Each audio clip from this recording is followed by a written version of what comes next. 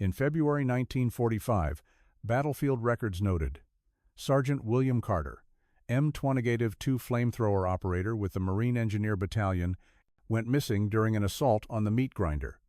Hill 382 at Iwo Jima. The unit's summary report determined he was incinerated by backfire from a Japanese bunker, weapon detonated, body unrecovered. Official command records clearly stated his status. Killed in action, body not recovered. His family received a death notification letter and a folded flag, with no accompanying physical evidence. 60 years later, in 2005, during a survey of a collapsed underground bunker in the northern part of the island, an excavation team discovered a rusted M2-2 flamethrower bearing the hand-carved inscription, Carter W. Alongside it was a broken dog tag fragment clearly inscribed with the name Carter. The artifacts were sealed and sent to the Agency for Accounting and Recovery of Missing Personnel for verification.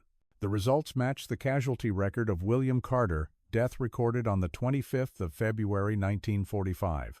The information was forwarded to his closest living relative, John Carter, William's grandson, a former Marine who served in the Middle East. Upon receiving the file, John reviewed the entire after-action report related to his grandfather's unit. Official records specified Carter died near Suribachi. However, the bunker where the M2-2 was found was at Hill 382, miles away from the reported coordinates. This distance could not be explained by typical operational error. The discrepancy between the reported coordinates and the artifact's location created a direct conflict in the archive documentation. This was the first evidence suggesting that Sergeant William Carter's death did not occur as described in the post-battle report, and the backfire narrative may have been an explanation inserted into the official record. Immediately after receiving the report about the discovery of the M2-2 flamethrower, John Carter submitted a request to the military archives to review all records related to his grandfather's death. The first document provided was the after-action report of the Marine Engineer Battalion, dated the 26th of February 1945. In this report, William Carter was recorded as having died when his flamethrower exploded due to backfire at Suribachi, with his body unrecovered. The note was brief, definitive, and lacked further description. However, when John compared this with the actual location where the archaeological team found the M2-2, the discrepancy was clear. The artifact was excavated at Hill 382, miles north of Suribachi. This led John to question, if the artifact bearing Carter's name was found at Hill 382, why did the official report state he died at Suribachi? Not stopping there, John requested the personal file. Within it was the casualty card, the official document confirming the date, location, and cause of death. Upon magnifying the copy, John noticed irregularities. The location section showed signs of typewriter overstrike, with Suribachi written over a different ink layer, the lettering uneven. Upon close inspection, he saw remnants of a faint H beneath, possibly the start of Hill. This clumsy alteration indicated an original document had been manually revised for the final record. John then reviewed the daily casualty reports, cross-referencing loss lists. On the 25th of February 1945, the unit's casualty list did not include William Carter's name. 3 days later, a supplemental report appeared, this time adding Carter's name with the note, "Adjusted to match final list." This was not standard procedure. Other cases were recorded on the day of the event. Only Carter's was added late. This raised the possibility of intentional delay in reporting. John further examined the division's original combat map. Casualty markers were clearly noted at Hill 382, where an engineer team was trapped in a bunker. The map showed no corresponding casualty markers at Suribachi during the same time frame. Yet, the official report designated Carter's death at Suribachi. The two sources directly contradicted each other, one recording the actual location, the other deliberately shifting it elsewhere. This discrepancy could not be dismissed as a clerical error. John investigated other cases from the same day, all of which aligned across the map, casualty card, and AAR. Only Carter's case involved a late addition and altered death location. This was evidence of administrative tampering, not a technical mistake. When discussing with archive staff, John learned that William Carter's file had been marked restricted since the 1,950 seconds for further review. Restricting access to a standard sergeant's casualty file for decades was unprecedented. The question arose, why was Carter's case treated differently? Piecing together what he had, John faced a contradictory picture. The AAR recorded death at Suribachi, the casualty card showed overwritten text, the casualty list was updated late, and the combat map pointed to Carter's disappearance at Hill 382. These documents did not align, and someone had deliberately altered information to create a death in flames story at Suribachi. The evident truth now was that Sergeant William Carter's death did not occur as officially reported for 60 years. A follow-up survey at Hill 382 was conducted with the participation of a military forensic team and battlefield archaeologists. The bunker where the M2-2 flamethrower inscribed with Carter W was found was designated as the focal excavation point. The entire area was sealed off, with layers of volcanic rock and collapsed concrete sampled for analysis. Surface tests revealed napalm burn marks on the rock walls, but the burns were concentrated at a single point. The marks were neat, circular, unlike the widespread sealing streak patterns typical of backfire. Chemical analysis of the burn residue confirmed it was napalm gel, specific to the M2-2, and the burn direction indicated the operator fired directly at a target in the bunker. No evidence supported the backfire incident as noted in the casualty report. While sifting through debris around the flamethrower, technicians found multiple .45 ACP shell casings, standard for the Colt M1911 pistol issued to U.S. troops. The casings were clustered in a tight radius, consistent with a burst of close-range gunfire. No Arisaka 7.7 mm casings or Japanese grenade fragments were found. Oxidation analysis dated the casings to 1945. These findings raised significant questions. The casualty report claimed Carter died due to backfire from a Japanese bunker, but the scene showed he operated the flamethrower correctly without technical failure. Instead, the bunker contained evidence of gunfire from a U.S. weapon. This suggested Carter was shot at close range from behind or within the same space. Further analysis revealed dents on the rock walls consistent with .45 ACP bullet impacts. The bullet angles indicated shots fired from the bunker entrance toward the position where an M2-2 operator would stand. The number of casings suggested at least 4 consecutive shots. Forensic experts concluded, someone used a Colt M1911 inside the bunker at the time Carter was operating. The M2-2, though rusted, had a legible serial number matching the issuance record for William Carter. The broken dog tag fragment found nearby was also verified as Carter's. The chain of evidence, from napalm burns, flamethrower positioning, U.S. resemblance, shell casings, bullet marks on the walls, to personal artifacts, all pointed to one conclusion. Carter died in the Hill 382 bunker, not at Suribachi, and the cause of death was not Japanese firepower. The forensic report compiled at the scene clearly noted the discrepancy between the evidence and the official casualty report. One side claimed Carter died in a technical accident while attacking a Japanese bunker at Suribachi. The other proved he was shot by a U.S. weapon at Hill 382. The contradiction was no longer a matter of administrative error, but direct evidence that the report was rewritten to conceal the true cause. When the field evidence was sealed and sent for further lab analysis, preliminary results confirmed lead and copper residue in the wall dents matched the alloy of World War II era .45 ACP rounds. No traces of Japanese ammunition were found. The concentrated napalm burns indicated Carter was attacking a target when shot from behind. The record system misreported the death location, altered the casualty card, delayed adding his name to the casualty list, and now the scene showed Carter died by U.S. gunfire. All evidence formed a clear pattern.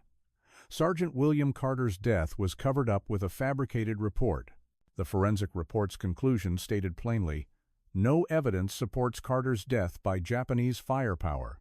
Scene evidence is consistent with Carter being killed by a .45 ACP handgun at close range in the Hill 382 bunker. The next question was no longer how Carter died, but who fired the shots in the bunker, and why the entire casualty record was altered to disguise an internal killing as a combat accident.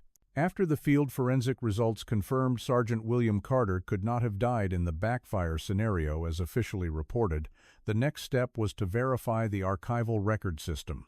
John Carter requested access to the full casualty file from the National Archives, NARA, and the USMC History Division. However, the responses were identical.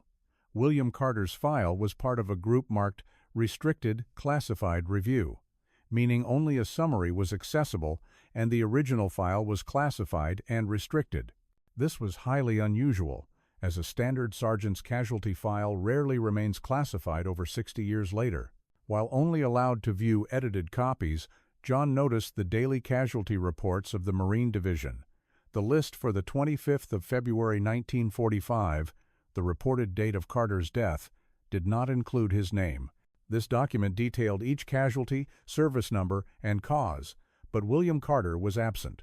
3 days later, in a supplemental update on February 28, Carter's name appeared with the note, "Added per correction." Omitting a casualty in the original report and adding it late was against protocol. Cross-referencing other archived copies, John found further irregularities.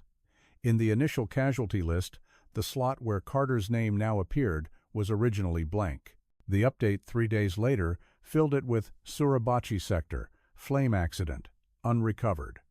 The typeface in the added line was inconsistent with the rest, clearly showing later insertion. When compared to the casualty card with its overwritten text, a pattern of document tampering emerged. Carter's name was added late, the death location was changed, and the cause was formalized as a flame accident. To confirm, John reviewed other casualties from the same battalion on February 25. All other names appeared in the original list from that day, none omitted. Only Carter was added days later. This ruled out clerical error or routine administrative delay. The late addition of a single individual was a clear sign of deliberate intervention. Seeking further validation, John contacted a researcher who had worked at the USMC History Division. They confirmed that since the 1,950 seconds, Carter's file had been under classified review, meaning someone had requested it be kept confidential with only edited summaries circulated. In the archival system, this status was typically reserved for cases involving intelligence, sensitive disasters, or suspected friendly fire incidents. Applying it to a flamethrower sergeant was extremely rare. Combining the evidence, a clear pattern emerged. On the 25th of February, 1945, Carter was not listed among the casualties. Days later, his name appeared in an update with the reason correction. The casualty card showed overwritten text changing Hill to Suribachi. The after-action report described death by backfire. All bore signs of systematic tampering. John's compiled report to the military investigation stated clearly, Sergeant William Carter's casualty record was not documented at the time of the event, but appeared in a supplemental update days later. This is evidence of administrative intervention to alter details about the time, place, and cause of death. From the Hill 382 bunker scene with U.S. 45 casings to the chain of altered and classified records, the picture became increasingly clear. William Carter's death was not a routine combat casualty, but was deliberately concealed from the outset. In the process of tracking down original documents, John accessed a unit logbook from the Marine Engineer Battalion, a daily record kept by duty officers to track events. The entry for the 25th of February 1945 clearly stated in the middle of the page, Fire team lost contact at 1420, Hill 382. One flamethrower operator, unaccounted. The fire team lost contact at 1420 at Hill 382, with one flamethrower operator, unreachable. This was direct evidence that Carter's disappearance was recorded at Hill 382, where the rusted M2-2 bearing his name was later found. Immediately below, an additional note from the same day stated, Resupply team observed heavy enemy mortar fire, Hill 380, 2 sector, recovery impossible.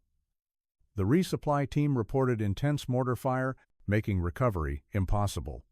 Thus, on the day of the event, the logbook confirmed the location and circumstances. Carter went missing at Hill 382, with rescue impossible due to heavy fire. John flipped to the next page, February 26, which noted, "No further contact with missing operator, presumed KIA, Hill 382. Again, Hill 382 was explicitly recorded as the location of Carter's disappearance. This document, written immediately after the event, could not be a simple mistake. Other log entries from the same day aligned with casualty reports for other soldiers, but only Carter's case was later altered in higher-level reports. The comparison grew sharper when John placed the unit logbook alongside the officially published after-action report, AAR. The AAR described Carter's death at Suribachi due to a flamethrower backfire. Thus, two sources from the same battalion provided entirely different locations.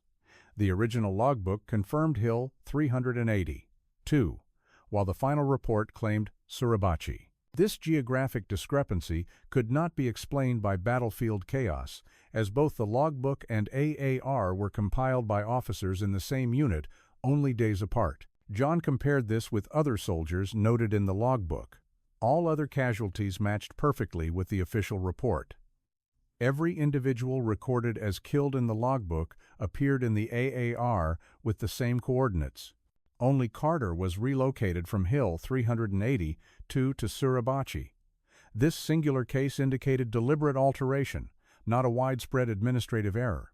The truth became clearer when John examined the maps included with the logbook. A hand-drawn sketch from February 25 marked a red cross at the Hill 382 bunker with the notation "Lost Flamethrower Op." Meanwhile, the map attached to the later AAR had no such cross, instead showing a casualty marker at Suribachi. Two maps, two different markers. An unmistakable substitution. The battalion logbook also showed that at least one initial report was accurate. Carter lost contact at Hill 382, could not be rescued, and was presumed killed there. Yet somehow, when the data was sent up the chain, the location and cause were rewritten, turning it into a death by technical accident at Suribachi. This alteration not only changed the story, but created a plausible cover, death by flamethrower explosion, a common and easily accepted scenario that raised no suspicion. The brief notes in the logbook, now cross-referenced with the bunker scene and the 45 ACP shell casings, found clarified the chain of contradictions. Carter was not at Suribachi. He vanished at Hill 382, where physical evidence showed a close-range shooting. The existence of two conflicting locations, one real in the logbook, one fabricated in the official record, proved someone deliberately altered data to erase the true scene. When arranged chronologically, the picture became seamless. On February 25, the logbook recorded loss of contact at 1420 at Hill 382. The same day, the resupply team confirmed rescue was impossible due to enemy fire. On February 26, the unit presumed Carter killed at Hill 382, but shortly after, the official record claimed he died at Suribachi in an accident. The two sets of documents were in absolute conflict. This suggested the record alteration did not occur at the battalion level, but when the information was passed up, where another hand rewrote the entire story. As the excavation at Hill 382 continued, the military archaeology team uncovered new evidence deep in the volcanic ash and rubble near where the M2-2 was found. It was a small wooden board fragment, still bearing faint white chalk marks, discernible as a sketch. Experts identified it as a hand-drawn map, a bunker diagram sketched by engineers during combat. The diagram depicted the tunnel branches in the Hill 382 area, including the main entrance, side passages, and notably, a small arrow marking a narrow side exit leading to the hillside. This mark was circled, distinguished from other passages. Those familiar with Iwo Jima's bunker systems confirmed the significance. The side exit was not in general battlefield records, known only to U.S. engineer teams in direct combat. Its presence in the sketch showed Carter or his teammates discovered and noted it during the fight. The map, tucked in a rock crevice, likely fell when the bunker collapsed, but its preserved condition allowed clear reconstruction. When placed alongside combat reports, John noticed an anomaly. The official report on Hill 382 only mentioned a main bunker entrance, with no reference to a side exit. However, Japanese records obtained post-war, now stored at Nara, accurately described this side exit in a February 1945 defense report. In other words, the Japanese not only knew of the side exit but had stationed troops to guard it. This was evidence that the U.S. soldier's sketch fell into enemy hands. The chalk marks on the sketch pinpointed the side exit as where Carter and his fire team lost contact. The area was marked with a small X, matching the collapsed bunker excavated in 2005. This confirmed Carter and his team used the combat sketch to approach the tunnel. But the Japanese, knowing the side exit's location and stationing troops there, suggested a leak of information from the U.S. side. This leak became graver when compared to the scene. The 45 ACP shell casings found in the bunker indicated close-range combat, but no evidence showed Japanese fire from outside. The possibility that Carter was attacked from behind within a tunnel controlled by U.S. forces combined with the sketch falling into Japanese hands raised a hypothesis. Someone in the ranks leaked the map to the enemy and staged Carter's casualty record to erase all traces. Military experts in the survey team confirmed. The hand-drawn map with chalk marks was rare field evidence showing U.S. forces had precise knowledge of the tunnel structure. The Japanese having the same data during the battle proved the information leaked within days. A coincidental overlap was impossible. The battalion logbook recorded Carter's loss of contact at Hill 382 at 1420. The hand-drawn map found in the bunker confirmed he and his team entered the side exit, yet the official record claimed he died at Suribachi from backfire.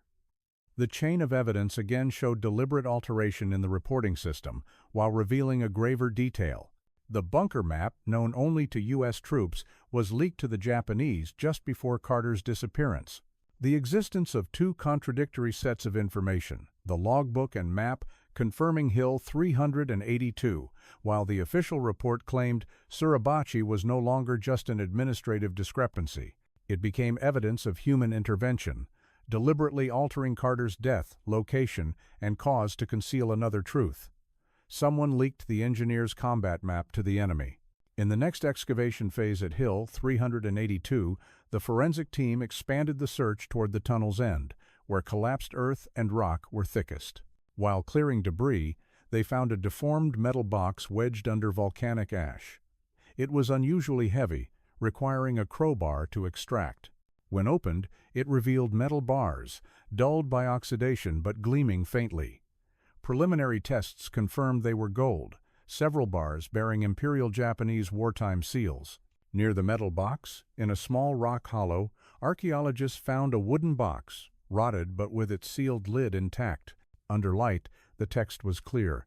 U.S. Navy medical supply, morphine sulfate. The morphine vials inside were degraded by time, but the seal, bearing the official U.S. Navy Medical Logistics stamp, was untouched.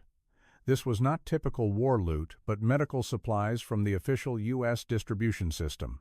The simultaneous presence of Japanese gold and U.S. morphine in the same bunker was not easily explained.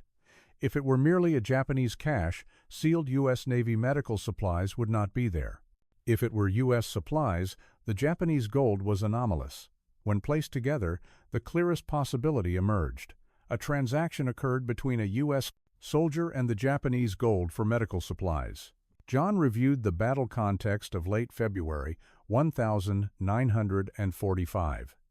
U.S. units faced heavy casualties, making medical supplies scarce. Meanwhile, the Japanese, though desperate, had stockpiled gold and assets on the island. Some U.S. individuals exploiting the situation for covert trades was plausible. The bunker findings were the first physical evidence. Notably, the morphine seal matched samples at the National Museum of Health and Medicine, confirming the batch came from U.S. Navy logistics, not a counterfeit. Its presence alongside Japanese gold ruled out coincidence. It was clear evidence of a covert deal occurring in the area where Carter vanished. The battalion logbook recorded Carter's loss of contact at Hill 382 at 1420. The hand-drawn map showed he and his fire team approached the side exit. Now physical evidence revealed another factor. At the time of Carter's disappearance, traces of a secret gold for morphine exchange existed. If true, Carter's altered casualty record, shifted from Hill 382 to Suribachi, may have been to conceal an illicit transaction. Survey team experts analyzed. For Japanese gold and U.S. morphine to appear together, at least one U.S. soldier brought the morphine and left it, while a Japanese counterpart provided the gold. This meant someone in the unit directly contacted the enemy. Not just betrayal, but black market trading between opposing lines during the fiercest combat. The gold's presence deepened the suspicion. During World War II, seizing or holding Japanese gold was tightly regulated. A U.S. soldier could not casually find and leave it in a bunker. The only possibility: the gold was exchanged on site, and Carter witnessed or was involved. If he opposed it, he may have become a target for elimination. This aligned with the 45 ACP casings in the bunker evidence. Carter was shot at close range.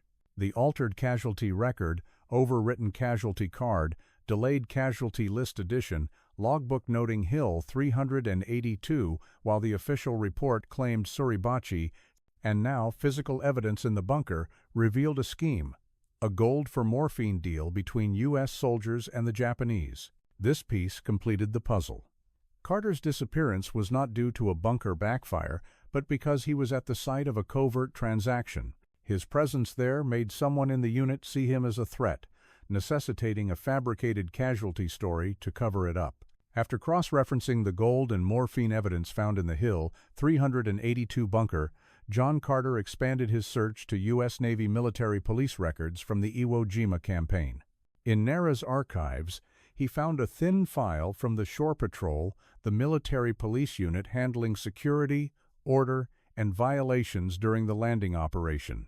Among reports of petty theft, brawls, and desertions, a brief note from the 26th of February 1945 stood out: missing supply, 1 crate, presumed Japanese origin, marked with imperial stamp, value unknown. Incident noted, no further inquiry. This record clearly described a crate with a Japanese imperial stamp, possibly containing valuables, was reported missing, but no further investigation was conducted. No responsible party was named, no evidence attached, just a few lines before the case was closed. The anomaly was its low-priority designation, unlike the usual handling of war loot, especially potential gold. John immediately placed this record alongside prior data. The battalion logbook noted Carter's loss of contact on February 25 at 14:20, and on February 26, the Shore Patrol recorded a missing crate with a Japanese stamp. The timelines aligned closely. Carter vanished, then a crate of Japanese gold went missing and was noted by the military police. Though the record did not specify the crate's contents, the imperial stamp indicated it was not ordinary goods, but likely gold or high-value assets under Japanese military control. Further cross-referencing revealed a consistent pattern. The bunker contained a metal box with Japanese gold and a wooden box with sealed U.S. Navy morphine. Now, a military police record confirmed a crate of Japanese gold went missing at the time of Carter's disappearance. Though uninvestigated, this record directly supported the hypothesis of a covert transaction between U.S. soldiers and the Japanese, exchanging gold for medical supplies. The military police file, ending with "no further inquiry," raised a significant question. Normally, a missing valuable crate would trigger an investigation, at least to assign responsibility. The lack of follow-up suggested intervention to halt scrutiny early, likely to keep the illicit transaction hidden. Piecing the events together. On February 25, Carter vanished at Hill 382, where the bunker later revealed traces of a gold for morphine exchange. On February 26, the military police noted a missing crate of Japanese gold but did not investigate. Concurrently, Carter's casualty record was altered, shifting from Hill 382 to Suribachi, with the cause formalized as a flamethrower accident. This tightly linked sequence revealed a picture. Carter may have witnessed or stumbled upon the covert deal, leading to his elimination in the bunker, with records adjusted to erase all connections. The archival experts John consulted agreed. The military police record about the missing supply was not a trivial note. During the campaign, the shore patrol typically focused on camp security and personal conduct, rarely dealing with Japanese war loot. The existence of this document proved a valuable item had vanished, and its timing coinciding with Carter's disappearance further solidified the connection. The chain of evidence had now expanded. The bunker scene contained gold and morphine. The battalion logbook recorded Carter's disappearance at Hill 382. The hand-drawn map confirmed a leaked side entrance. 45 ACP shell casings proved Carter was shot at close range. And now the military police record confirmed a crate of Japanese gold went missing the next day, all aligned in time and place. Carter did not die in a flamethrower accident or go missing due to Japanese fire. His death was tied to an illicit battlefield transaction where gold and morphine changed hands, and his presence there made him a dangerous witness. The abandoned military police record was the link showing that not only the combat unit but also the internal security agency chose silence to conceal the truth. While continuing to review personal archival sources, John Carter was directed to a collection of battlefield diaries donated by veterans' families to the military library at Quantico. Among them, he took particular interest in a small notebook belonging to Private First Class Andrew Miller, an engineer in the same battalion as William Carter, who died days later at Iwo Jima. The diary was written in charcoal pencil, with many pages faded but still legible in short fragments. Flipping to the entry for the 25th of February 1945, John found a vague line. Someone lit the sky at wrong time. Someone had fired a flare at the wrong moment. The brief note was enough to confirm something unusual had occurred. Per standard tactics, flares were only used to illuminate targets for U.S. forces or to signal positions to allies. Firing one at the wrong time could mean accidentally or deliberately signaling the Japanese. Right below, Miller wrote another line. One man walked away with heavy pack. Someone left carrying a heavy backpack. No names, no description, just a few terse words. But in the context of the Hill 382 scene, this detail was suspiciously fitting. It was in this area that the survey team found the box of Japanese gold and the wooden box of U.S. Navy morphine. Miller's words suggested a U.S. soldier left the scene with something heavy, likely the remaining gold or traded goods. John compared this diary to the military police record he had just uncovered. The 26th of February 1945 note about a crate of Japanese gold missing, no further inquiry. Piecing them together, the puzzle became clearer. A U.S. soldier was involved in the transaction, took away gold or goods, and exposed the position to the Japanese with a flare. Carter, who vanished the same day, likely witnessed the event and became a target for elimination. A tactical expert in the investigation team explained, "Flares at Iwo Jima could illuminate a wide area, exposing hidden forces. If fired at the wrong time, especially while engineers were operating in a bunker, the enemy would immediately detect them." Thus, Miller's note, "Someone lit the sky at wrong time," was not just a complaint but an indication someone deliberately revealed the unit's position to the Japanese. Notably, Miller died 3 days later, so his diary ended there. His family kept the notebook for decades before donating it. Its precise alignment with the timing of Carter's disappearance made it a uniquely valuable piece of evidence. When connected, the events formed a seamless sequence. On February 25, Carter and his fire team lost contact at Hill 382. At the same time, a U.S. soldier fired a flare, exposing the position to the Japanese. Miller noted someone leaving the scene with a heavy pack. On February 26, the military police recorded a missing crate of Japanese gold. Simultaneously, Carter's casualty record was altered from Hill 382 to Suribachi. John realized all evidence pointed to the same scenario. Carter witnessed a covert gold for morphine deal, and someone in the unit deliberately fired a flare to signal the Japanese, aiming to eliminate a witness. The subsequent record alteration was the final step to conceal the entire truth. Miller's diary, with its 2 brief but precise sentences, added a critical piece. The flare was a clear sign of betrayal. This betrayal set off the chain of events leading to William Carter's mysterious death in the Hill 382 bunker. In a follow-up analysis at the Pentagon's Ordnance Lab, the M2-2 flamethrower excavated from the Hill 382 bunker underwent detailed examination. Despite heavy rust after 60 years, its core structure was intact enough to reconstruct its mechanism. Experts conducted X-rays and surface scans. Results revealed a circular puncture on the rear fuel tank, matching the diameter of a 30-06 Springfield round standard for the US M1 Garand rifle. The puncture's trajectory went from back to front, exactly where a flamethrower operator would carry the tank. The puncture's characteristics showed Carter was shot from behind at close range, with the bullet piercing the tank's steel shell. However, chemical analysis of the tank's core confirmed residual fuel with no signs of combustion. This meant the shot did not cause an explosion, and Carter did not die instantly in a blast as the official report claimed. He was shot but remained alive afterward.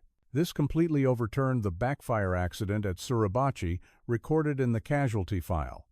If Carter had died from a backfire, the fuel tank would have exploded, incinerating his body.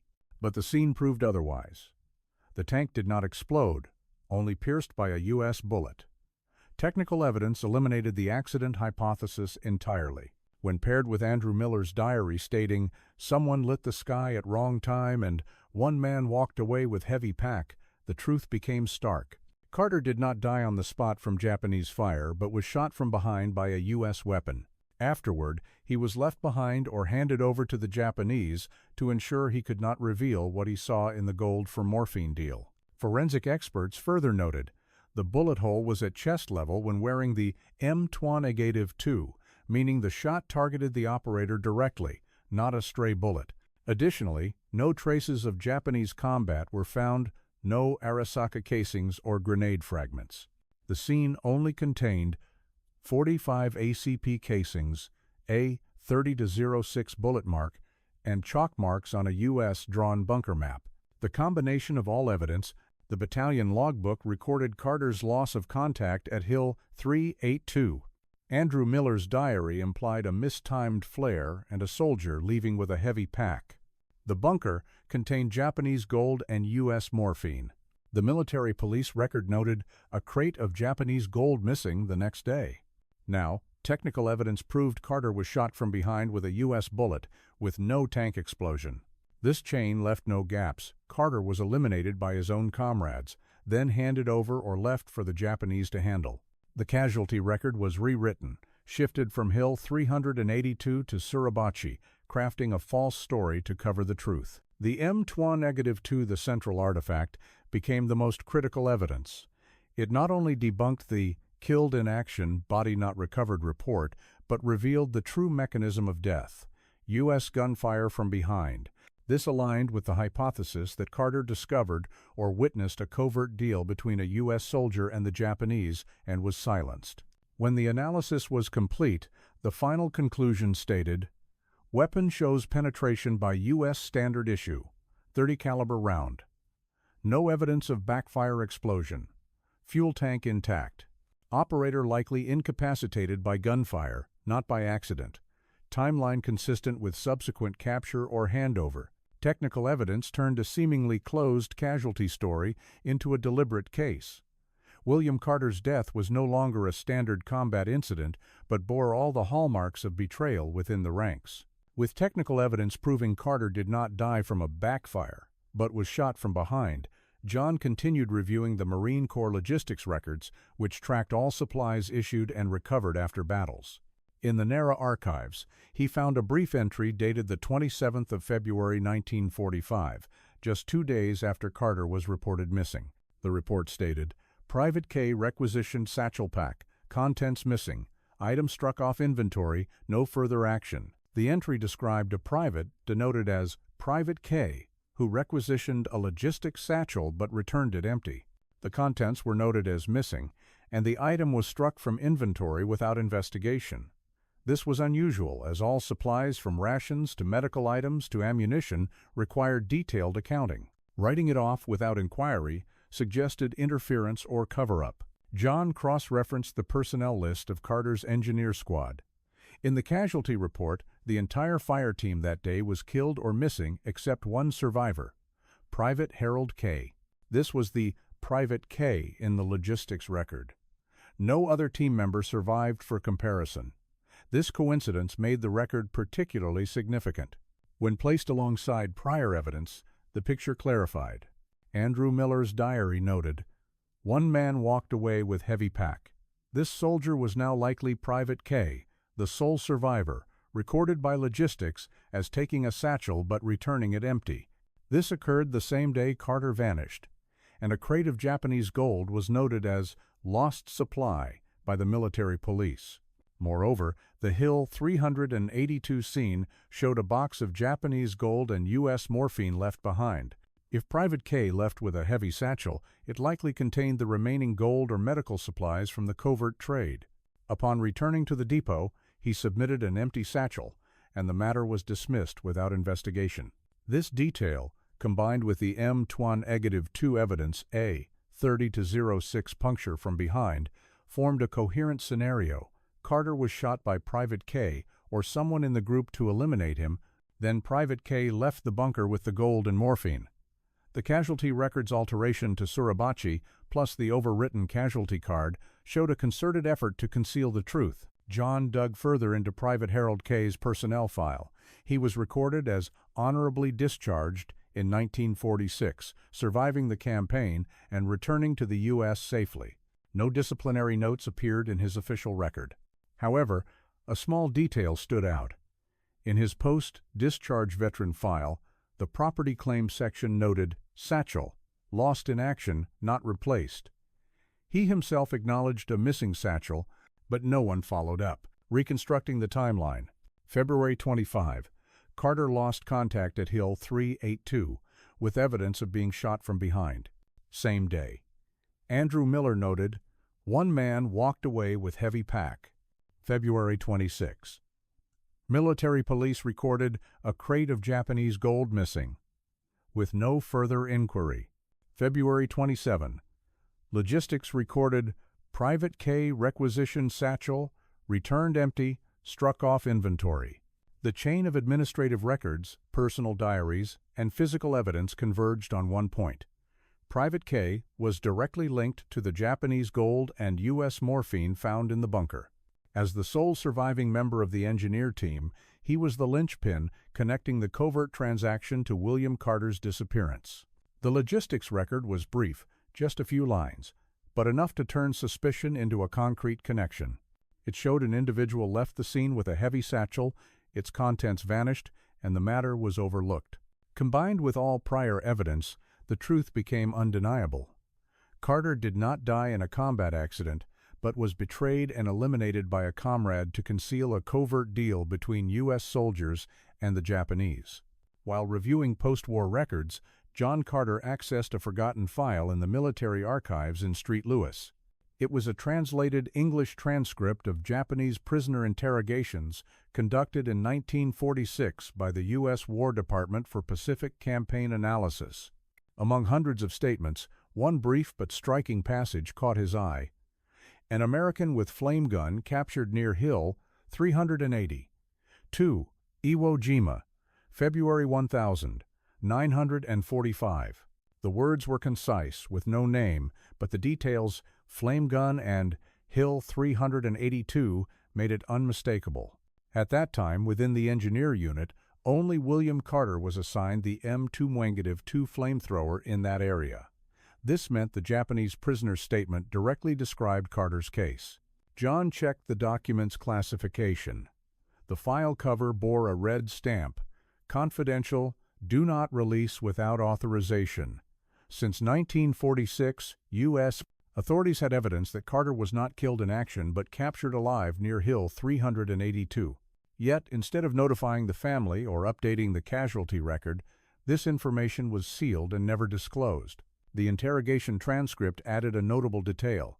The Japanese prisoner, who served in the bunker defense force, stated, "American came from side tunnel. His fuel tank damaged. He dropped weapon. He was taken alive, handed to officers." The detail of a damaged fuel tank perfectly matched the technical evidence on the M2-2, the fuel tank pierced by a .30 bullet from behind. This confirmed Carter did not die immediately after being shot, but was conscious enough to move through the bunker before being captured by the Japanese.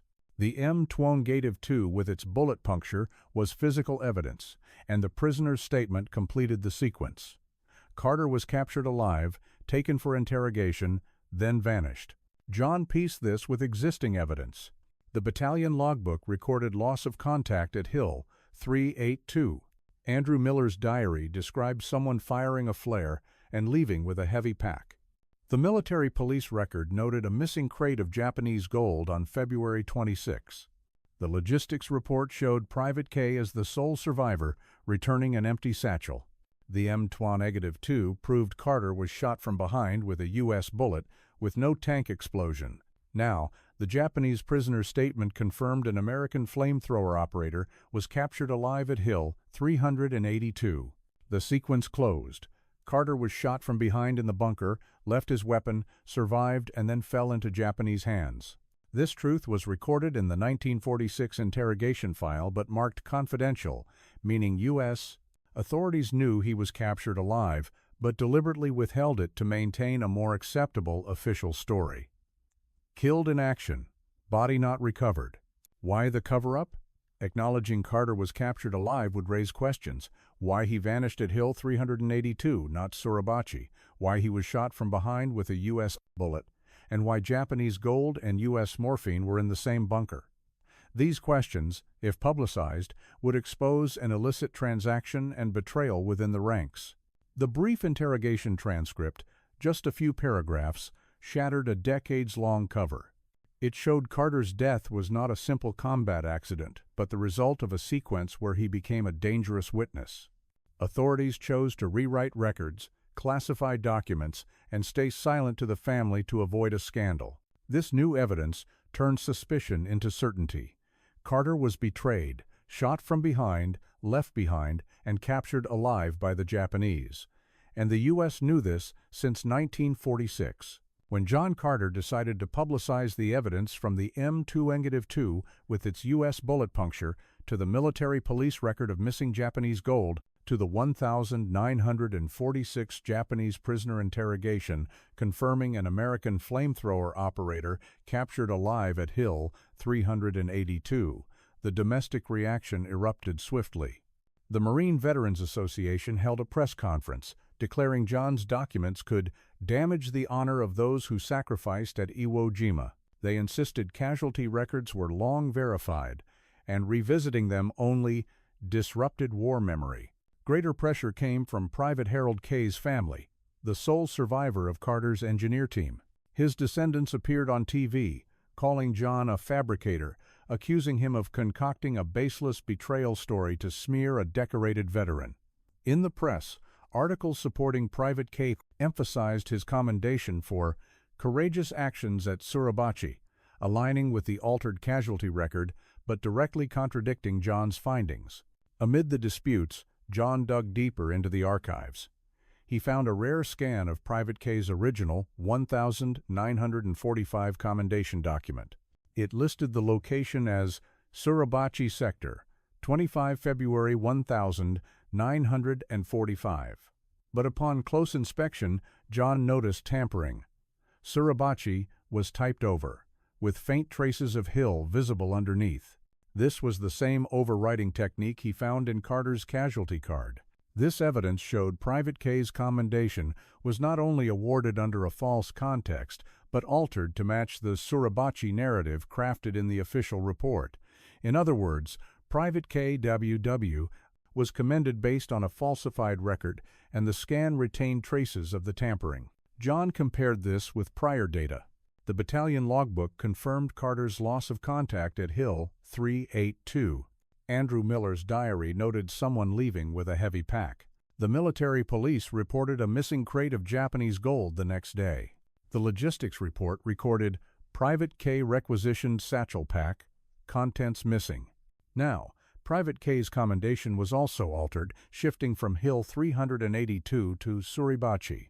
These pieces established an undeniable reality. The sole survivor of Carter's team was not only linked to the gold and morphine, but protected by a rewritten commendation to erase Hill 382 traces. As Private K's family intensified their media counterattack, releasing old photos and articles praising him as the Suribachi hero, John responded by releasing the scan to the press.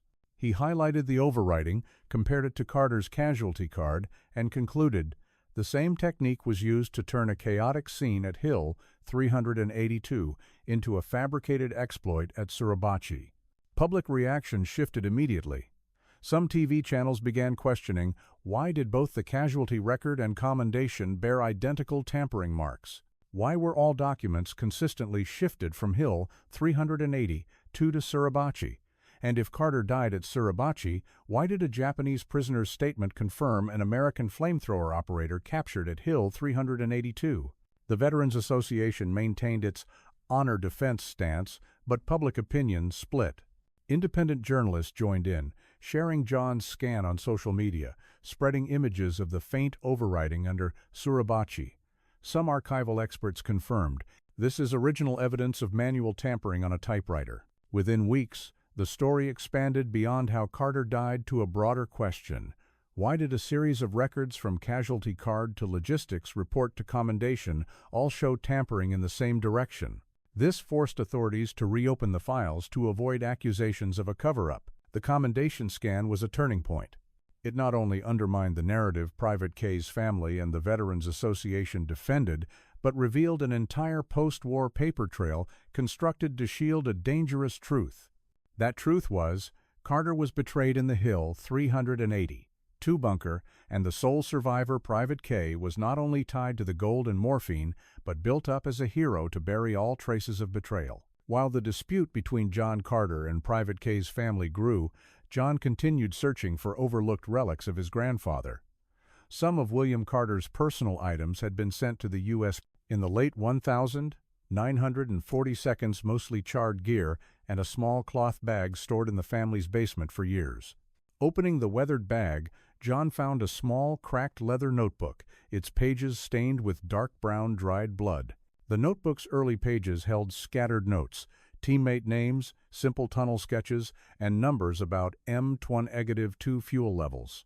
But toward the end, Carter's handwriting grew rushed and frantic. The second-to-last page was blurred by blood, with only a few words legible. The final page remained intact, with words carved deeply in trembling, blood-soaked script, "Beware, betrayed." No names, no details, just a final message. But its brevity carried immense weight. It confirmed Carter was fully aware of the cause of his disappearance before his death, betrayal from within. If he had simply died from Japanese fire, such a note would not exist. John immediately compared the bloodied notebook to existing evidence. The M2-2's bullet puncture proved Carter was shot from behind, ruling out an accident. Andrew Miller's diary mentioned someone leaving with a heavy pack and someone firing a flare at the wrong time, clearly suggesting intent. The logistics report showed Private K, the sole survivor, returned an empty satchel, and the commendation scan exposed the truth. Hill 382 was altered to Suribachi to craft a false exploit. Now, Carter's final words completed the puzzle. He was betrayed by his own comrades. The message was not just for his family, but a direct testament against the official narrative sustained for over 6 decades. Forensic experts examining the notebook confirmed the dried blood matched Carter's recorded O+ blood type from his medical file. Paper and ink analysis aligned with U.S. issued materials from 1944, 1945. There was no doubt about its authenticity. This was Carter's true relic, and the final words were undeniably his, left before he was captured or eliminated. When John publicized this discovery, the public reaction shifted markedly. What was previously dismissed as speculation now had direct evidence from Carter's own hand. Several major newspapers featured the blood-stained words, "Beware, betrayed," on their front pages, calling it Iwo Jima's hidden testament. Though the Veterans Association continued to resist, public opinion began to question. If Carter wasn't betrayed, why did his relic bear such a message? Private K's family immediately dismissed the notebook as fabricated. However, independent forensic tests confirmed its authenticity, and these results were quickly reported by the press. The pressure mounted on the official Suribachi narrative. From mere suspicion, the chain of evidence now formed a cohesive whole. Carter was shot from behind in the bunker, survived long enough to drop his weapon, was captured alive by the Japanese, and left a notebook with final words affirming betrayal. The casualty record was rewritten. Private K's commendation was altered, and the truth was buried for over 6 decades. The bloodied notebook became undeniable evidence. William Carter knew he did not die in a combat accident, but due to betrayal within his own ranks. And this truth, long concealed, finally emerged from the blood-stained pages. From all the collected records, diaries, and artifacts, the investigation team began reconstructing the events of the 25th of February 1945, the moment William Carter vanished. Piecing together scattered data, a clear picture emerged. The hand-drawn chalk map in the bunker showed Carter and his fire team were tasked with approaching the Hill 382 side entrance, a route only U.S. engineers knew and marked.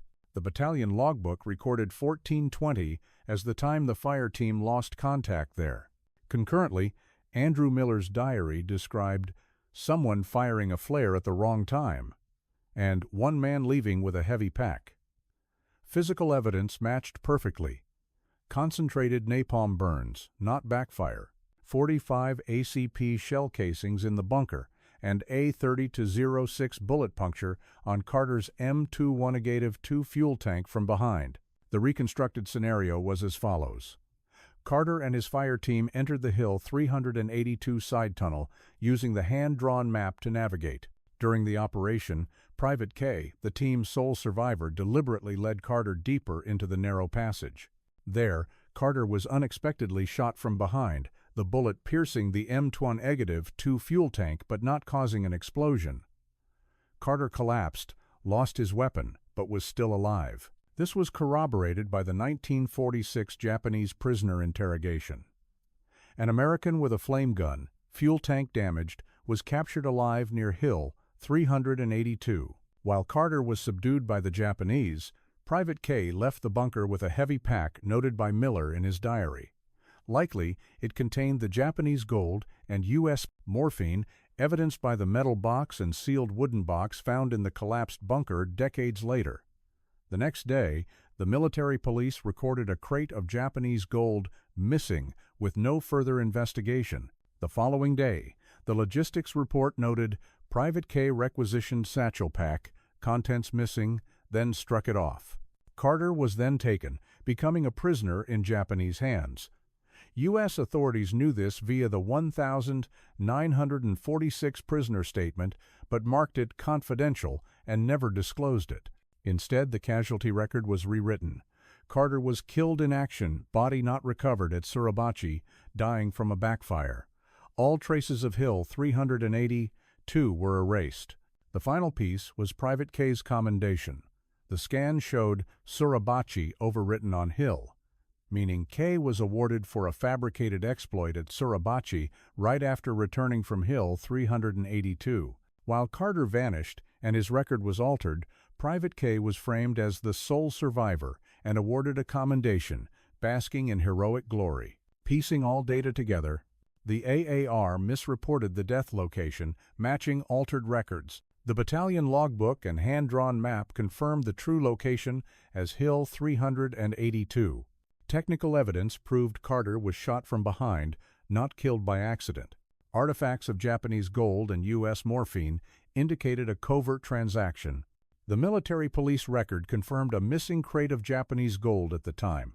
Miller's diary noted someone firing a flare and leaving with a heavy pack.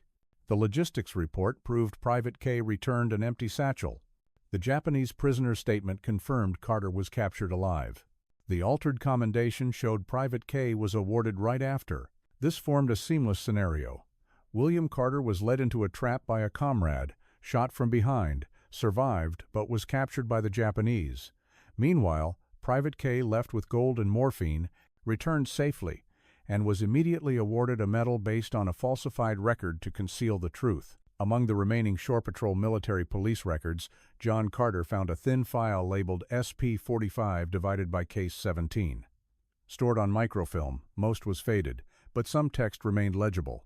The first line stated clearly, "Subject under suspicion, Private K. Possible illicit trade with enemy involving Japanese gold." Yet, right below, Private K was blacked out with ink. Clearly a deliberate redaction after the document was filed. Subsequent pages contained brief lines. Observed unusual possession, requisitioned pack, contents unverified. Allegation raised by unit witness. No witness name, no attached statement, just an incomplete record. Cross-referencing dates. John noted SP-45 divided by Case 17 was logged on February 28, 1945, 3 days after Carter's disappearance and 1 day after the military police reported the missing Japanese gold crate. This aligned perfectly with the established timeline. The file showed Private K was indeed suspected of trading gold with the enemy. But instead of a full investigation, the record was redacted, blacked out, and stamped, "Case closed, insufficient evidence." Remarkably, other military law violations in the same file, from brawls to unauthorized drinking to petty trading, had detailed interrogation reports. Only Case 17 was abandoned, with blatant redactions. This could only be explained by one reason. Someone higher up intervened, ordering the investigation halted and all traces of Private K erased. John placed SP-45 divided by Case 17 beside the commendation he had publicized.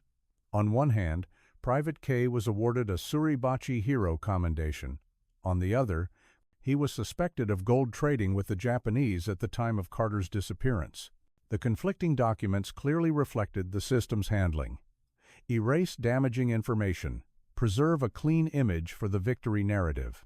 Archival researchers confirmed to John, blacking out names in original files was not accidental. It was a common post-war technique when the military wanted to preserve unit honor by hiding individuals tied to scandals. Instead of prosecution, the file was sealed, stamped insufficient evidence, and stored in restricted archives. This evidence showed not only betrayal in the Hill 382 bunker, but a subsequent administrative campaign to bury the truth. Carter vanished. Private K returned safely, and all damaging records about him were erased. Instead, a commendation was crafted, turning Private K into a symbol of survival, while Carter was recorded as killed in action, body not recovered. Reviewing the sequence. Carter was led into the side tunnel, shot from behind, lost his weapon, and captured alive by the Japanese. Private K left the bunker with a heavy pack and returned to base. The next day, the military police reported a missing crate of Japanese gold. The following day, logistics noted Private K returned an empty satchel. The commendation awarded to K was altered to Suribachi. Now, SP-45 divided by Case 17 showed the military police once suspected K of gold trading, but his name was redacted and the case buried. This was no longer fragmented pieces. It was a closed system. Betrayal on the battlefield, followed by organized cover-up to protect the Iwo Jima victory image. John documented all records, scanning the microfilm pages with blacked-out text. When publicized, these images not only dismantled the official story about Carter, but showed the military chose to sacrifice truth to uphold a myth. The cost was William Carter's honor, the soldier who left his final words in a bloodied notebook, "Beware, betrayed." After publicizing SP-45 divided by Case 17 with its redacted text, John Carter continued seeking irrefutable scientific evidence. He sent soil and rock samples from the Hill 382 bunker to a military forensic lab partnered with a university.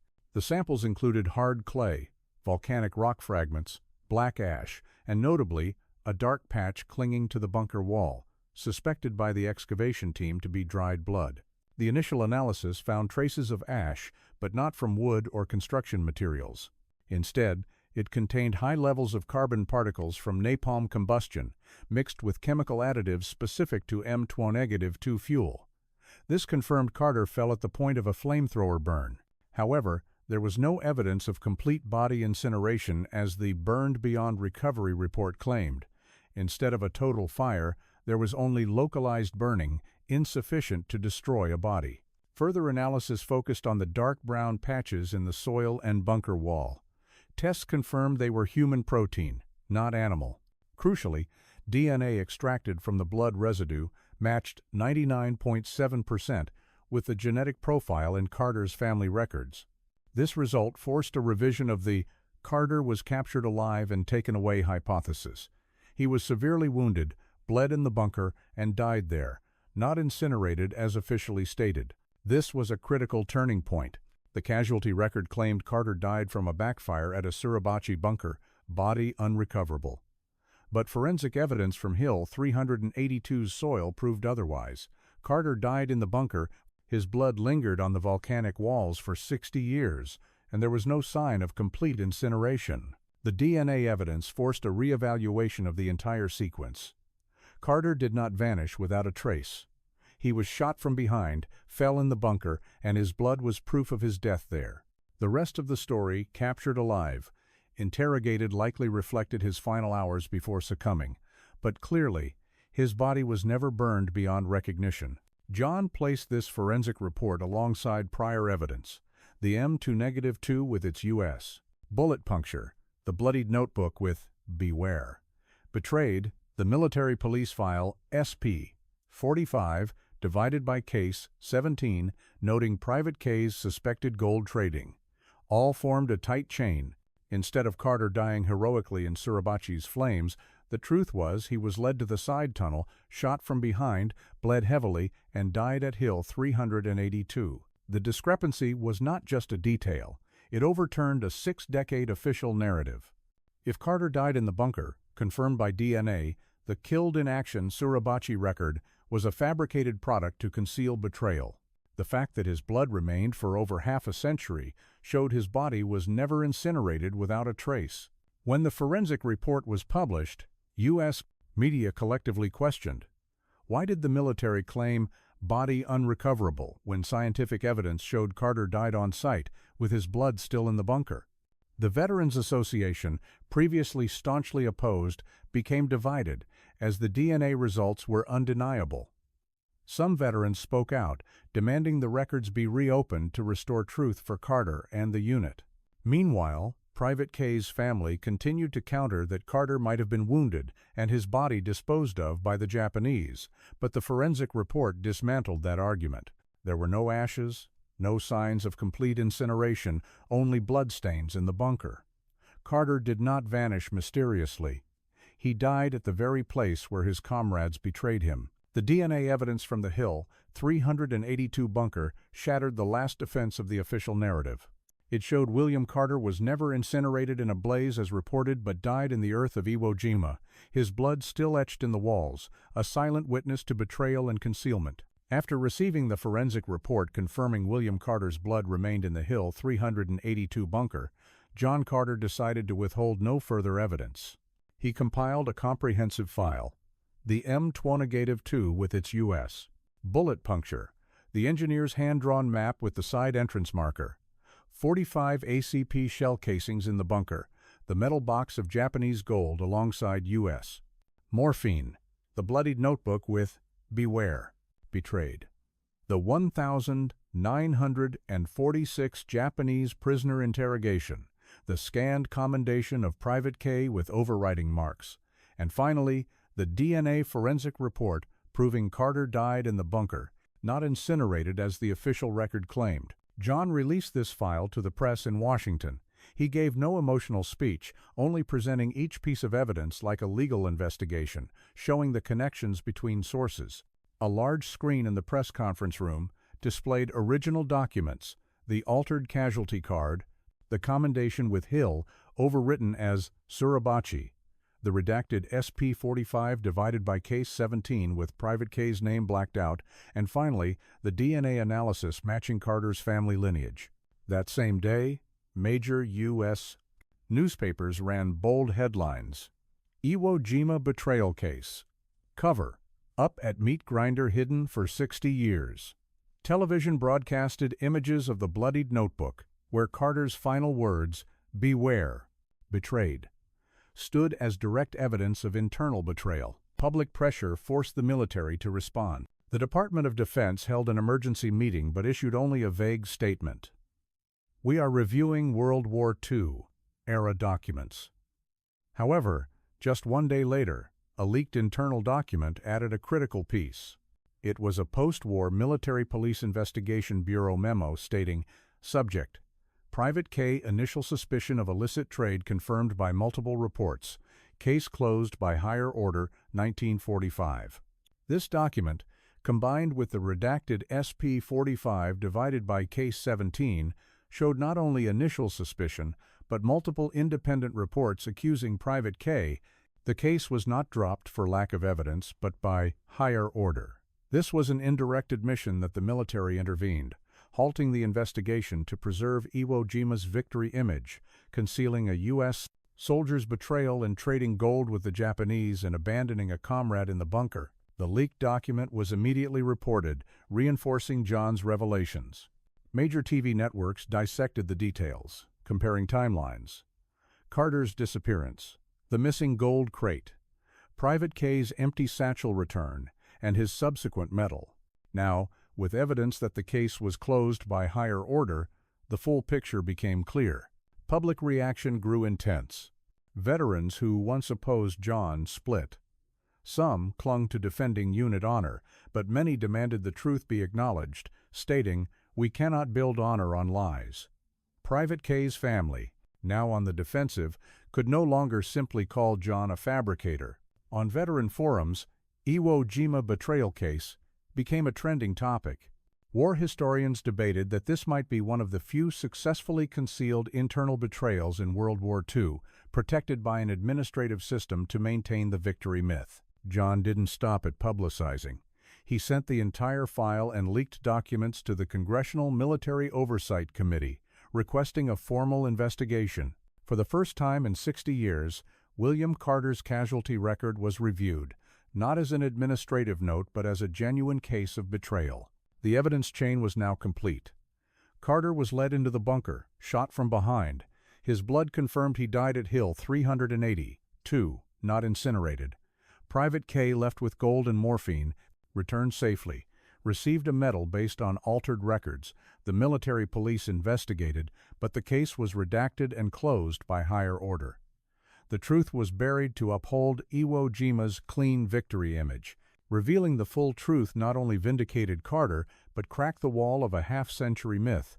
The story was no longer just a family's but a nation's that had chosen silence over betrayal to preserve victory's glory. After the full records and evidence were widely publicized, Congress held a special hearing on the Iwo Jima betrayal case. Declassified documents, coupled with the DNA forensic report, completely dismantled the died in a blaze at Suribachi narrative. Instead, the Military Oversight Committee's official conclusion stated, "Sergeant William Carter, betrayed, killed in combat circumstances at Hill 382, Iwo Jima, February 1945. Following the hearing, the Pentagon announced the addition of William Carter's name to the list of heroes recognized for sacrificing their lives in the Iwo Jima campaign. Carter's family received an official letter from Marine Corps Command stating, "William Carter's sacrifice protected his unit from greater loss. His death was not an accident, but the result of betrayal." This marked the first time in U.S. military history that an internal betrayal was acknowledged in a unit's records. At a ceremony held in Quantico, hundreds of veterans, historians, and families of the fallen attended. The U.S. flag was presented to John Carter on behalf of his grandfather, this time untainted by a false report. On stage, alongside the long list of Iwo Jima heroes, Sergeant William Carter's name was added in gold. Sacrifice, not accident. The brief inscription carried immense weight, marking a turning point from deception to truth. The rusted M2-2 flamethrower, recovered from the Hill 382 bunker, was brought to the U.S. and displayed at the Marine Corps Museum in Virginia. Beneath the artifact, a plaque read, "Recovered in 2005 from collapsed tunnel, Hill 380, 2, Iwo Jima. Last weapon of Sergeant William Carter." evidence of betrayal, now symbol of sacrifice. Thousands of visitors, students, and young Marines saw this not just as a war tool, but as proof of the cost of truth. U.S. media called the event the correction of history. Many experts noted the Carter case was a rare example showing that even in great victories, dark corners were buried. Adding Carter to the heroes list was not just a tribute but a powerful message. Military honor cannot rest on deception. Private K's family fell silent after the leaked internal document proved he was investigated and case closed by higher order. Under public pressure, they withdrew from the media, no longer openly opposing as before. Their silence became an indirect admission that the story they defended for years was a mere facade. In the engineer unit where Carter served, the official historical record was revised. The description once read, "Routine combat loss, flame operator killed by bunker fire." It was replaced with, "Sacrifice under betrayal circumstances, not accident." For the first time, the truth of betrayal was recorded in the unit's history, a rare but necessary acknowledgement to clear a fallen soldier's name. The ceremony concluded with a new memorial plaque unveiled at the USMC Museum's display.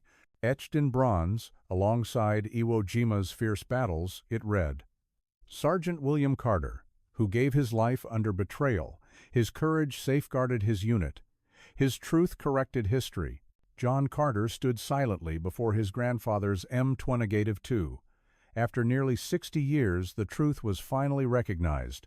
No longer combat accident or body not recovered, but a sacrifice recorded in history as it truly was.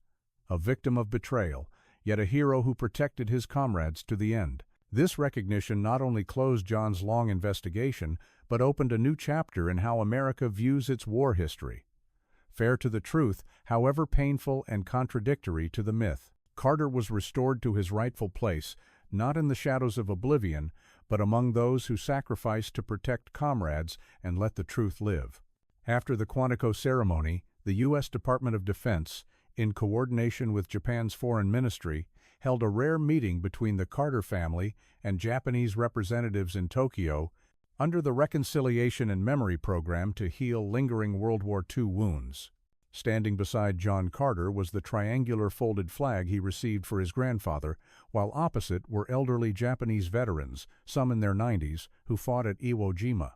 Among them, a frail man with a cane, Nakamura Hiroshi, a former corporal in the Hill 382 Bunker Defense Force, was introduced. He opened an old cloth bag, pulling out a thin, dark leather notebook. Placing it before John, Nakamura spoke in a trembling but resolute voice through a translator. "This is my combat log, kept my whole life. I want to return it to the Carter family." John opened the notebook, its yellowed pages trembling in his hands. Ancient Japanese script, translated on the spot, detailed late February, 1945. One passage silenced the room. An American flamethrower operator captured, badly wounded. Officers interrogated him. He refused to speak. Not one word about his unit. Those words, from a former enemy, were the final confirmation of years of investigation. Carter was betrayed, captured alive, but never revealed his unit's secrets. He died in silence, protecting his comrades. Nakamura continued, "I saw it. I was a guard in the bunker that day. Carter was wounded, bleeding heavily, but when officers interrogated him, he only stared and stayed silent. After 2 days, he stopped moving. We buried him near the bunker entrance. I wrote it down, knowing one day the truth had to be returned." The brief account cut through 6 decades of deception like a blade. John gripped the notebook tightly. This was not just an oral account, but a 1,945 handwritten record confirming Carter died loyal, not by accident. It also explained why Japanese interrogation records noted an American flamethrower operator captured alive, yet U.S. records hid it. Nakamura's log was quickly verified. Japanese experts confirmed the script and paper matched wartime materials. Cross-referenced with Japanese military records, the 28th of February 1945, combat log entry aligned. One American prisoner died in the bunker. Identity unknown. The piece from the other side of the conflict finally filled the gap. William Carter was captured, stayed silent, and died a steadfast soldier. Before the lenses of international media, Japan's Ministry of Defense representative officially acknowledged, "We recognize the sacrifice of Sergeant William Carter. He died on Japanese soil, but as an unyielding soldier. We share this truth to heal the past." In that moment, U.S. public reaction erupted. From a buried tragedy, Carter was now recognized by both sides. The U.S. listed him among its heroes, and Japan confirmed he kept his unit's secrets until death. The New York Times ran the headline, "One Marine refused to speak. Carter, the betrayed hero of Iwo Jima." Japanese media echoed with similar titles, "Meifing Kata, Shenmok no Si, American Soldier Carter, Death in Silence."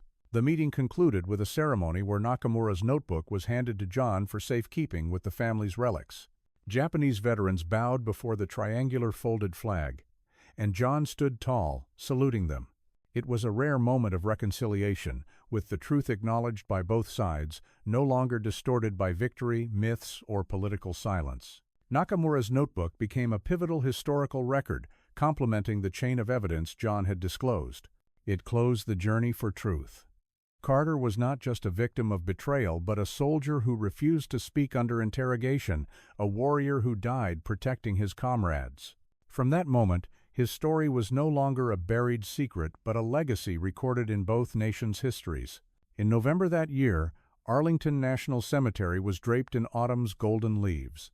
Along rows of pristine white headstones, a new plot was prepared, the U.S. flag waving against a pale blue sky. This was where the U.S. military officially laid Sergeant William Carter to rest, the M2-2 flamethrower operator once deemed lost in a blaze, now recognized as a hero who sacrificed at Hill 382, Iwo Jima. The ceremony began with military music, the trumpet's taps echoing urgently yet somberly. The Marine Corps Honor Guard marched, M1 rifles in hand, volleys of tribute shots resounding through the air. The front row was reserved for the Carter family. John sat beside his mother, still holding the bloodied notebook with its final words, "Beware. Betrayed." This time, those words were no longer proof of pain and betrayal, but evidence that brought his grandfather from darkness into light. A U.S. Department of Defense representative read the official statement, "Sergeant William Carter, killed on the 25th of February 1945 at Hill 382, Iwo Jima, not by combat accident as once recorded, but in circumstances of betrayal. He kept his unit's secrets, protected his comrades, and became an exemplar for the U.S. Marine Corps. Henceforth, his name will stand among the heroes who gave their lives for the nation." The triangular folded flag draped over the symbolic coffin was presented to John. He stood, saluting sharply, not merely as a grandson, but as a former Marine honoring his predecessor. Tears rolled down his mother's cheeks, but they were tears of pride. As the nation witnessed the tribute, another facet of the truth was revealed. All records related to Private Harold K., the sole surviving comrade, were fully declassified. Documents once redacted now stood clear. Military Police Report SP-45 divided by Case 17 noted K was suspected of gold trading. His commendation bore overwritten text, changing Hill 382 to Suribachi. Multiple witness statements indicated he left the bunker with a heavy pack while Carter vanished. Private K's family, who had publicly attacked John in the media, lost all credibility. The honor they clung to as the Suribachi hero collapsed, giving way to the truth that their ancestor was shielded by an administrative campaign to preserve the victory image. U.S. historians collectively rewrote teaching materials. From a name in the Body Not Recovered list, Carter became a prime example of loyalty to the end. In the Marine Corps Academy's new curriculum, Carter's page was annotated, "Sacrifice, not accident." A new generation of Marines would learn that war is not just about victory, but about the cost of betrayal and hidden truths.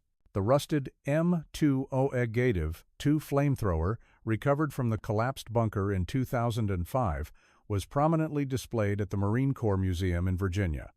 The inscription beneath read, "Weapon of Sergeant William Carter, recovered Hill 382, symbol of betrayal and sacrifice."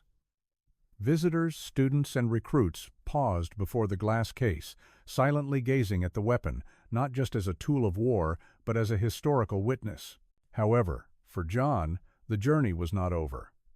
After the Arlington ceremony, he was invited by the Military Oversight Committee to join a special research program on conflicting World War II casualty records. His investigations had opened the public's eyes to how reports could be manipulated to conceal betrayal. Carter was not the only case. Accessing newly declassified archives, John found anomalies in records of other engineers at Okinawa and Saipan. There were overwritten casualty cards, AARs with conflicting locations, and even commendations awarded based on mismatched data. Some files bore red stamps, restricted, do not release, identical to Carter's sealed records. A pattern emerged. When betrayal or illicit trading occurred, casualty records were immediately rewritten to preserve the image. One late evening, while sifting through documents, John received a sealed envelope delivered to his home. No sender's name, only a postmark from a defunct military address. Inside was a thin stack of papers with a typed cover page. Case File 47, 10 engineers vanished. Pattern identical. John read it 3 times. The words were cold, brief, but carried immense weight. 10 engineers vanished, pattern identical. This meant another case like Carter's, possibly larger, involving 10 men disappearing under suspicious circumstances. He placed the file on the table, looking out toward Arlington Cemetery, where his grandfather was just honored. The journey to uncover Carter's truth had ended in justice, but it was clearly only the beginning. Betrayal, cover-ups, rewritten records, these were not isolated incidents but potentially a chain of secrets spanning Pacific campaigns. The next day, John contacted the Oversight Committee, proposing a new investigation. He knew the path ahead was fraught. Each time he touched a buried file, he faced political pressure, pushback from families with vested interests, and veterans determined to protect honor at all costs. But he also knew that William Carter's greatest legacy was not just his restored honor, but the start of a mission to unearth truths buried under war's ashes. In his final report to Congress, John wrote, "Carter's case is not the end. It is the beginning of the Vanished Files Project." From then, Carter's name became a symbol for the WW2 Vanished Files movement, a broad investigation into deaths, disappearances, and conflicting World War II records. Universities, research institutes, and independent veteran groups joined in. For the first time, a national project was built not to glorify victory, but to restore truth to the fallen. The final image in Carter's file was not one of tragedy, but a white headstone at Arlington bearing his name. Below, a simple inscription, "Sergeant William Carter, sacrifice under betrayal circumstances. His truth began the vanished files." For John, each step in the new journey echoed his grandfather's warning from the bloodied notebook, "Beware, betrayed." Carter's story closed, but his legacy opened a new historical chapter where secrets were no longer buried, but unearthed, illuminated, and returned to history. William Carter's story reminds us in America today that patriotism and truth are not mutually exclusive. They need each other to endure. When John followed the specific pieces, "Beware, betrayed," in the bloodied notebook, the overwrite changing Hill 382 to Suribachi, the redacted SP45 divided by Case 17, blacking out Private K's name, the leaked Case Closed by higher order, to the forensic DNA matching Carter's lineage, he wasn't chasing a sensational story but forcing the system to face reality. The lessons apply. 1. In civilian life, keep the receipts and prioritize raw data. Demand original scans, like John did with the commendation, save emails, contracts, transaction histories. Truth often lies in details. 2. Use transparency tools. FOIA, declassification requests, independent audits. The story's forensic DNA equates to audits divided by peer reviews in business or academia. 3. Respect veterans and institutions, but don't fear questioning when evidence exists. America's institutional strength comes from self-correction, from Arlington to the USMC Museum's sacrifice, not accident. 4. When facing public or opposing family pressure, like Private K's family calling it fabrication, stick to investigative standards. Cross-reference Miller's diary. Someone lit the sky. Morphine and gold artifacts. Timelines. Archival chains. 5. Actively heal. The meeting with Japanese veterans and the note, "One Marine refused to speak," shows truth. Based reconciliation heals better than myth.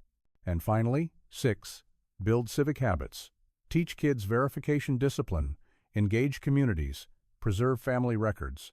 Carter's legacy from a redacted file cabinet to the sacrifice, not accident inscription urges us to live honestly, protect comrades, and pursue truth relentlessly, even against convenient silence. If you find Sergeant William Carter's journey to bring truth back to light meaningful, please subscribe to the channel and turn on notifications to join the WW2 Vanished Files series. Thank you for watching, and see you in the next video where we continue uncovering forgotten files.